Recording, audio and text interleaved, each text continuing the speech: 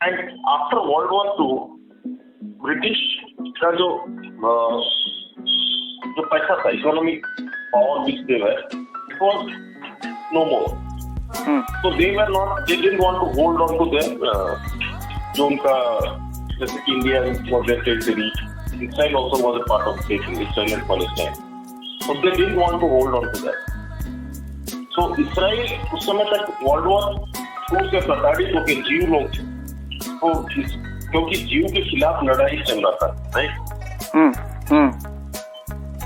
तो जीव लोग जब निकले जर्मनी से, पोलैंड से, बहुत सारे जगह से जहाँ पे जर्मन ऑक्युपाई किया था, तो उनको ब्रिटिश ने एक्सेस दिया कि तुम जाके, ये तो हमारा टेरिटरी है, तुम वहां जाके because enemies is from kind of friends, right. Because पहले से ज्यूज को सेटल्ड थे जेरूसलम में, ओके, और इसराइल में, करंट इसराइल स्टेट पर. तो ब्रिटिश ने बाकी जो यूरोप से जो प्रताड़ित ज्यूज थे उनको लाके वहां सेटल किया. तो उसके लिए उनको क्या ज्यादा लैंड चाहिए था. अरब भी थे, अरब वहां पे जो थे उनका नाम था पैलेस्टाइन. तो ऑब्वियसली उन्होंने अपोज किया. एज यूजुअल ब्रिटिश ने उनको आधा अधूरा छोड़ के चले गए. I mean they also British did a much better job in India and Pakistan rather than what they did there. तो उसके लिए वो प्रॉब्लम हमेशा रहा है. And Jew being Jew, much more intelligent and much more kind of resourceful, much more they kind of उन्होंने वहाँ पे अपना वर्चस्व. नहीं, एक इनिशियल सवाल जहाँ से शुरू करेंगे, ये आप बताइए कि ये पैलेस्टीन और ज्यूज के बीच का जो झगड़ा है, ये कोई ऐतिहासिक चीज चला आता है या फिर कुछ ट्रेड वॉर के वजह से? 1948 के बाद. अच्छा, 1948 के बाद क्या हुआ ना, ब्रिटिश ने आधा अधूरा छोड़ दिया. वहाँ पे कुछ क्लियर डिमार्केशन किया नहीं था कि इजराइल का ये लैंड है, पैलेस्टाइन का ये लैंड है. उनका जब Palestine people, it is Arab land, it's not a Jews land. हाँ, ज्यूज का कुछ लैंड ही नहीं था अक्रॉस द वर्ल्ड. ज्यूज का ना हर जगह पे वर्ल्ड पे वो बिखरे हुए थे. Majority of them were in Europe. तो जो कि जैसे कि पोलैंड है, जर्मनी है, फ्रांस था, तुम्हारा हंगरी था, यहाँ पे बहुत जीव थे. और इजिप्ट में भी था. इजिप्ट में भी थे, अफ्रीकन जीव भी है, इथियोपिया में भी है, इंडियन जीव भी है, राइट. इंडियन भी जीव है. बट यहाँ पे तो उनको जो प्रताड़ित किया गया, उनको जो टॉर्चर किया गया, वो तो यूरोप में हुआ. जर्मन जब एक्सपेंड करने लगा, जर्मनी टुवर्ड्स रशिया, उन्होंने सब कंट्री को दबा दिया. वहाँ पे जीव को मारने लगे वो. तो ये एक वो नेचर एडेप्शन वाला तो काम नहीं चला ना, कि जैसे जर्मन में ज्यूज के खिलाफ काम होने लगा हिटलर के टाइम पे, तो वो एडेप्ट किया गया नेचर बाकी के देशों के साथ भी. ऐसा तो नहीं हुआ उस वक्त, या ऐसा ही हुआ? नहीं. It's just that enemy is your friend. You were enemy of Germany and British was enemy of Germany. तो ब्रिटिश काइंड ऑफ जीव के में सेफ पैसेज की यहाँ तुम्हारा वहाँ पे है, कुछ जीव तुम्हारा वहाँ पे है, तुम वहाँ जाकर सेटल करो because it was a British land. और जब ब्रिटिश के पास कुछ power, British was no more economical power, तो उन्होंने इंडिया छोड़ा. उसमें से उन्होंने इसराइल को छोड़ दिया, उनको इंडिपेंडेंट छोड़ दिया. बट इंडिया में एटलीस्ट डिमार्केशन हुआ, कैसा बॉर्डर है, कुछ तो हुआ. रेड लाइन जो इंडिया और पाकिस्तान का बॉर्डर, ब्रिटिश लॉयर था, उसने किया था. बट वहां पे हुआ. अच्छा, वहां पे वो झगड़ा उसी, मतलब वो पहले तो था ही मनमुटाव, लेकिन वो जब बॉर्डर का नहीं था, देवर एग्जिस्टिंग, दे क्या एग्जिस्टिंग. बट जब इतना जीव आने लगे बाहर से, यूरोप से, तो अरब फेल्ट काइंड ऑफ ये है, उनको इनसिक्योर राइट. करेक्ट. और फिर यहाँ पे ऐसे डिमार्केशन हुआ इंडिया पाकिस्तान का, वहां पे हुआ ही नहीं वो सब. तो उसके बाद क्या होगा, जिसका वर्चस्व रहेगा वो ज्यादा फैलेगा, तो इसराइल फैलने लगा. तो 1948 की बात कर रहे हैं, तो वहां से शुरू करते हैं. आप बता रहे हैं कि उस वक्त जब इनसिक्योर फील हुआ, तो क्या वो जर्मन की तरफ से भी सपोर्ट मिल रहा था जीव्स को वहां से हटाने का, या जो भी जर्मन वर डिप्लीटेड। अच्छा अच्छा जर्मन तो डिप्लीट हो चुका था, राइट राइट राइट। जर्मन तो वर्ल्ड वॉर हारने के बाद उनका भी जो परेशान होगा ना, तो उनको तो चारों ओर से घेर दिया गया। Okay okay. बट जर्मन जो नाजीज थे, दे ऑलवेज हैड उनका भी वही enemies is your friend, right. तो जो म्यूनिक ओलंपिक्स में उन्होंने अटैक किया पैलेस्टाइन लोगों ने ज्यू और इजरायली टीम के अगेंस्ट में, वहाँ पे कौन था? वहाँ पे जर्मनी भी। तो उसके बाद क्या हुआ ना, तो Israel as a country was not accepted by any other countries, like for example Saudi Arabia, Egypt, all these Arab countries. They didn't accept Israel as a international country. उनके साथ डिप्लोमेटिक रिलेशन कुछ नहीं था उनके साथ। But due to fluctuation of, and then what happened is that in 1967 Israel को west side से Egypt was always pressurizing them. तो इजिप्ट इसराइल में 6 दिन में they defeated Syria, Jordan and Egypt. 6 day war जो हुआ था। तो उसके बाद obviously Arab felt much more humiliated.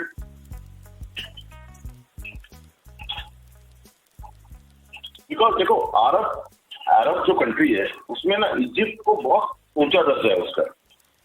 Egypt में क्या ना, उनका जो अरब का जो क्या बोलते इंटेलेक्चुअल्स बिलोंग टू इजिप्ट, क्योंकि कायरो जो है तुम्हारा जब से सिविलाइजेशन था, इंडस वैली सिविलाइजेशन जैसा था, Nile as well, right, Nile river, Nile civilization था जहाँ पे सिविलाइजेशन रहा है वहाँ पे थोड़ा ज्यादा रिस्पेक्ट है, because they have much more history. Arab world में और मुस्लिम वर्ल्ड में इजिप्ट का दर्जा है, इजिप्ट में ज्यादा पढ़े लिखे हैं। इजिप्ट का जो कायरो का जो यूनिवर्सिटी, काहिरा यूनिवर्सिटी बोलते हैं, वहाँ पे सबसे ज्यादा इंटेलेक्चुअल पैदा हुआ है उनका। इंटेलेक्चुअल से mostly they have been educated at some point of time in Egypt. और इजिप्ट में क्योंकि अब्दुल वली नासिर जो था, Abdul Nasser, okay, he was very powerful leader. Sir तो आप इस कन्वर्सेशन से मुझे ये समझ में आ रहा है कि ज्यूस लोगों को अपना कोई लैंड नहीं मिल पाया, हमेशा वो कहीं ना कहीं से डिस्प्यूट होते रहे, और एक लैंड मिला जहाँ पे इजराइल उनको मिला, जो कि चारों तरफ से अरब कंट्री मतलब प्रभुत्व वाले देशों से घिरा हुआ है। तो इस वजह से भी सऊदी अरेबिया के लोग उनको नहीं चाहने लगे, राइट, कि ये लैंड अगर कब्जा होता है तो नहीं, because see like Jinnah Mohammad Ali Jinnah, right, ये टोल्ड कि Israel is like a dagger in Muslim world, okay? तो उनको लगा कि जो वेस्ट का जो इन्फ्लुएंस है, अमेरिका, ब्रिटिश, इनके थ्रू अरब वर्ल्ड को कंट्रोल करेंगे इसराइल के through, okay? Right, correct. And more और लेस तुम जो Israel is squeezed in between Egypt and Saudi Arabia. Saudi Arabia is the richest country in Arab world and Egypt is the most richest country in terms of intellect, okay? दोनों के बीच में Egypt फंसा रहा, Israel फंसा रहा। बाद में जाके क्या हुआ ना, बाद में अमेरिका और ब्रिटेन घुस के जब नासिर मर गए, फिर फसाद करके उनका जो नासिर का रिप्लेसमेंट आया, उन्होंने फिर इजिप्ट और इसराइल का दोस्ती करवा दिया। और कड़वापन था उनके पास। तो बेसिकली मैं क्या बोल रहा हूँ ना, 1981, 1990, after, I don't know, I will have to check the dates, but Israel को इजिप्ट ने एक्सेप्ट कर दिया, बट बाकी कोई अरब कंट्री नहीं कर रहा था। तो ये जो अभी का रिलेशन मेंटेन करना हुआ, ये माना जाए कि वो जो आपका मनमुटाव वाली या फिर जो भी झगड़े वाली बात चल रही थी उसका खात्मा हुआ है, या जस्ट एक डिप्लोमेटिक कुछ समझौता हो रहा है? नहीं, वो नहीं, किसका था? सऊदी अरेबिया के साथ जो अभी इनका रिलेशन। अरब का जो बाकी कंट्री थे, all were dependent on the oil, correct. तो अभी ऑयल प्राइस भी फ्लक्चुएट कर रहा है, उनका इकोनॉमी हिल जा रहा है। सऊदी अरेबिया का princess, all of the princess, like for example Israel, तुम्हारा यूएई है, सऊदी अरेबिया है, they want second source of income और ऑल्टरनेट सोर्स ऑफ इनकम। वो तो टेक्नोलॉजी से ही आएगा, राइट? तो टेक्नोलॉजी से आएगा तो they have to make friends with America, okay, Israel as well as India. तो उसके चलते क्या हो रहा है ना, तुम्हारे पास ऑयल भी है, इंडिया तो बहुत बड़ा कंजम्पशन है, राइट? तो they not avoid India. India never had a bad relationship with that.